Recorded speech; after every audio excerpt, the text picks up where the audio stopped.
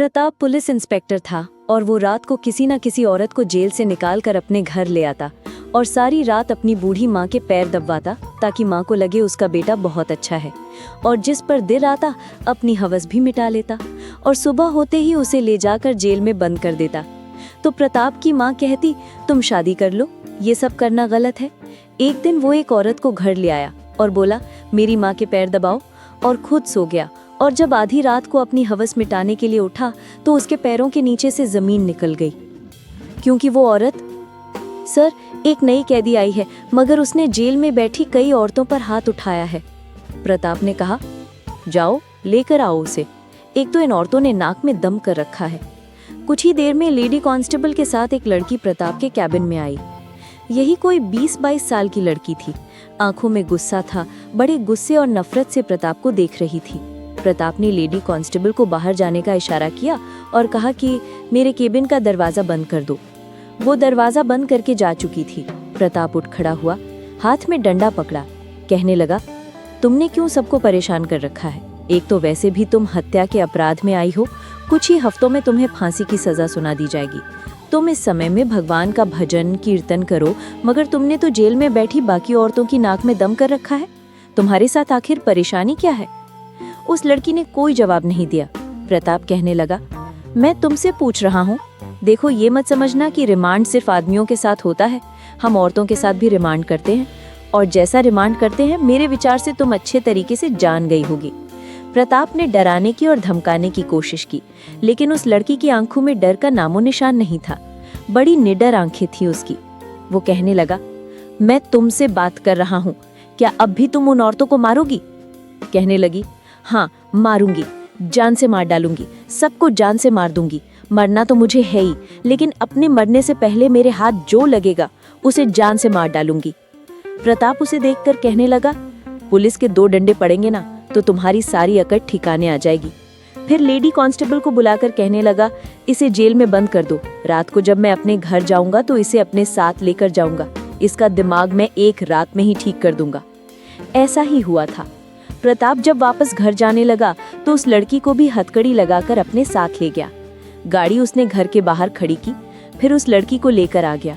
उसकी माँ उस समय हाय हाय कर रही थी। कहने लगा, चलो लड़की, किचन सामने है, जाकर खाना बनाओ। मैं अपनी माँ के पास ही बैठा हूँ, जरा भी होशियारी दिखाई तो तुम्हें जान से मार डालूंगा। वो लड़की किचन में चली गई। उसने खाना बनाया।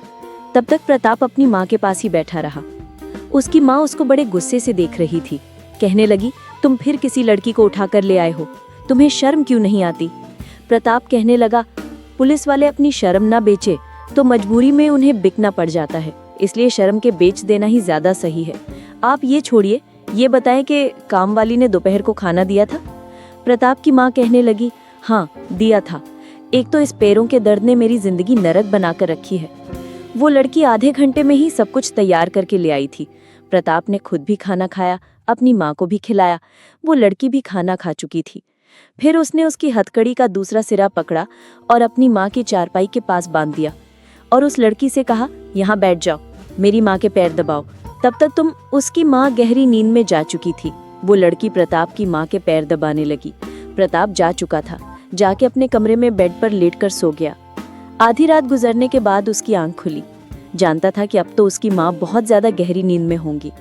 जब वो बाहर गया तो देखा वो लड़की ऊँग रही थी। उसकी माँ की चारपाई पर ही बैठी झटके खा रही थी। शायद बहुत नींद में थी, लेकिन अभी भी उसकी माँ के पैर दबा रही थी। जब प्रताप ने उसकी हथकड़ी खोली, कहने लगा, चलो आओ, बाकी की रात मुझे खुश करो, आज के बाद तुम उन औरतों को तंग नहीं करोगी। वो लड़की अपना हाथ छुड़ाने लगी। कहने लगी, मैं नहीं जाऊंगी तुम्हारे कमरे में। कहने लगा, ऐसे कैसे नहीं जाओगी? तुम्हारी अकड़ भी तो ठिकाने लगानी है ना। आधी रात ही काफी है। आधी रात तुम पुलिस वाले के साथ गुजारोगी तो सुबह तक तुम्हारी सारी अकड़ निकल चुकी होगी। ज्यादा तमाशा करने की जरूरत नहीं है। वो उसे घसीटता हुआ अपने कमरे में ले गया। कमरे का दरवाजा बंद करके उसने उस लड़की को बेड पर पटका था, लेकिन इससे पहले कि अपनी शर्ट के बटन खोलता और उस लड़की के साथ कुछ भी गलत करने की कोशिश करता, जो कुछ उस लड़की ने किया, प्रताप के होश उड़कर रह गए थे। क्योंकि वो लड़की, प्रताप एक भ्रष्ट पुलिस इंस्पेक्टर था और रिश्वत भी देता था। हालांकि उसकी माँ उससे कई बार कह चुकी थी कि वो ईमानदारी से अपनी ड्यूटी निभाए। वो कहने लगा कि ईमानदारी से कुछ नहीं मिलता, ईमानदारी से सिर्फ गोली मिलती है जो कि पुलिस वालों का सीना चीर जाती है। मैंने भी ईमानदारी से ही काम शुरू किया था, लेकिन जब भी किसी मुजरिम को पकड़ता था, मेरे ऑफिसर कहते थे कि ऊपर से कॉल आई है, इसे छोड़ दो। अपनी जान जोखिम में डालकर, मौत से लड़कर बड़ी ईमानदारी से मैंने काम शुरू किया था। कई दिन और कभी-कभी महीने लग जाते थे एक मुजरिम को पकड़ने में, और जब मैं जेल में डालता था कि मुझे प्रमोशन मिलेगा, तो ऊपर से फोन आ जाता था कि मुजरिम को छोड़ दो। क्या फायदा ऐसी ईमानदारी का, ऐसी मेहनत का जो वेतन के अलावा हमें एक पाई नहीं दी जाती। घर चलाना मुश्किल हो जाता है, इसलिए अच्छा यही है कि मैं रिश्वत लूं और अपराधियों को पकड़ने के बजाय आराम से बैठूं। उसकी माँ कहने लगी, तुम्हें अपने काम में ईमानदार रहना चाहिए। मैंने तो कभी तुमसे ये नहीं कहा कि मुझे किसी चीज की जरूरत है। प्रताप कहने लगा, आपको नहीं पता, आपको भले ही सुख सुविधाओं की जरूरत नहीं है, लेकिन मुझे तो है। जब भी वो सुबह बाजार जाता, सब्जी वाले के ठेले पर जाकर कहता, चलो डालो सब्जी। ना तो सब्जी वाले को पैसे देता, ना ही वो सब्जी वाला पैसे मांगता, क्योंकि जानता था कि प्रताप उसे 1 रुपया भी नहीं देगा। इसी तरह राशन वाले से मुफ्त का राशन लेता, फल वाले से मुफ्त के फल लेकर आता और अपनी माँ को दे जाता। काम वाली काम करने आती थी, लेकिन रुपए नहीं मांगती थी। वो जानती थी कि रुपए मिलेंगे भी नहीं, और काम छोड़ने पर उस पर डंडे चलेंगे अलग। आम बदमाशों की तो शिकायत जाकर पुलिस में भी की जा सकती है, लेकिन जब बदमाशियां पुलिस वाले दिखाते हैं, उसकी शिकायत की कोई सुनवाई नहीं होती थी। इसलिए सभी सब इंस्पेक्टर प्रताप से डरते थे।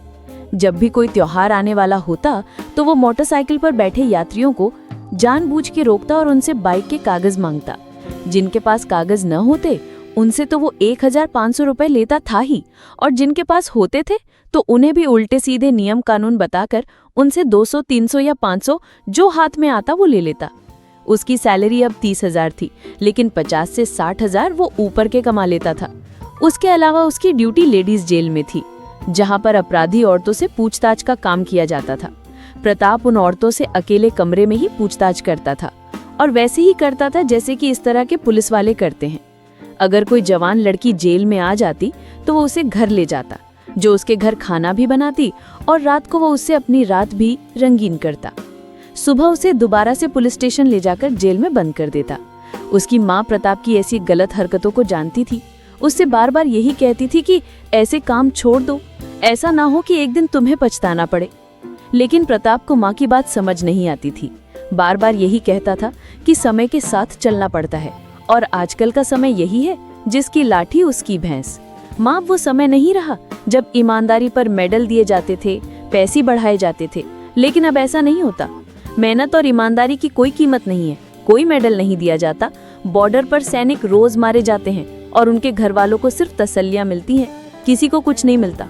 मैं देख चुका हूँ। एक बार एक लड़की को झूठे केस में पकड़ा गया था। प्रताप जानता था कि वो लड़की निर्दोष है, क्योंकि वो रो रही थी और बार बार कह रही थी कि मैंने कुछ नहीं किया। वो लड़का एक अमीर वकील का बेटा था, जिसने उस लड़की के साथ गलत किया था, और उस लड़की ने जब उसके खिलाफ रिपोर्ट करवाई तो उसी लड़की को वेश्या साबित करके जेल में बंद कर दिया गया। वो लड़की बहुत सुंदर भी थी और बहुत रो रही थी। यही कह रही थी, मैं तो न्याय मांगने आई थी और मुझे ही मुजरिम बनाकर जेल में बंद कर दिया गया। ये कैसा अंधा कानून है। प्रताप से ही कहा गया था कि इस लड़की का रिमांड अपने तरीके से ले लो, बस हर हाल में उससे ये स्वीकार करवाना है कि वो खुद अपने मुंह से कहे कि उसने वकील के बेटे पे झूठा आरोप लगाया है। वकील के बेटे ने उसके साथ कुछ नहीं किया, और इस काम के लिए उसको एक्स्ट्रा पैसे भी मिल रहे थे, वकील से भी और पुलिस से भी। प्रताप उस लड़की को रात को अपने घर ले गया। पहले तो कहने लगा कि मेरी माँ के पैर दबाओ। वो लड़की बहुत शरीफ और मासूम थी। बार बार प्रताप से कह रही थी, इंस्पेक्टर साहब, मैं निर्दोष हूँ, भगवान के लिए मुझे न्याय दिला दो, उस वकील को सजा दिलवा दो। लेकिन प्रताप ने वही किया था जो उसके ऊपर अफसर ने कहा था। उसने उसकी हथकड़ी अपनी माँ की चारपाई के पाय के साथ बांध दी, और वो लड़की उसकी माँ के पैर दबाती रही। आधी रात के बाद प्रताप उठा और उस लड़की को घसीटते हुए अपने कमरे में ले गया। वो लड़की बहुत घबराई हुई थी। कहने लगी, ये आप क्या कर रहे हैं? आपको शर्म नहीं आती? पुलिस की वर्दी पहनकर लोगों को न्याय दिलाने की बजाय आप उन पर अत्याचार कर रहे हैं। पहले उस वकील के बेटे ने मेरे साथ ज्यादती की। उसने सारी यूनिवर्सिटी के सामने मेरे साथ बदतमीजी की थी। मैंने उसे सिर्फ धमकी दी थी कि तुम्हारी शिकायत प्रिंसिपल को लगा दूंगी, और बदले में उसने मेरे साथ वो किया कि मैं आपको बता भी नहीं सकती। मैं पुलिस स्टेशन में उसके खिलाफ रिपोर्ट लिखवाने गई थी तो पुलिस ने साफ इनकार कर दिया। जब मैंने कहा कि मुझे हर हाल में रिपोर्ट लिखवानी है तो उल्टा मुझ पर केस लगाकर मुझे जेल में बंद कर दिया। और आप भी मेरे साथ अत्याचार कर रहे हैं। भगवान की लाठी में आवाज नहीं होती। भगवान के लिए ऐसा अत्याचार ना करें कि जब भगवान की लाठी तुम पर पड़े तो तुम्हारी चीखें पूरी दुनिया सुने। प्रताप हंसने लगा, कहने लगा, भगवान की लाठी जब पड़ेगी तब देखा जाएगा। अभी तो मैं वो करूंगा जो मुझे मेरे अफसर ने कहा है। उस लड़की की चीखें पूरी रात गूंजती रहीं, लेकिन प्रताप को दया नहीं आई। कई बार उसकी माँ ने दरवाजा खटखटाया कि तुम क्या कर रहे हो, क्यों किसी बच्ची के साथ गलत कर रहे हो, भगवान के लिए गलत काम ना करो।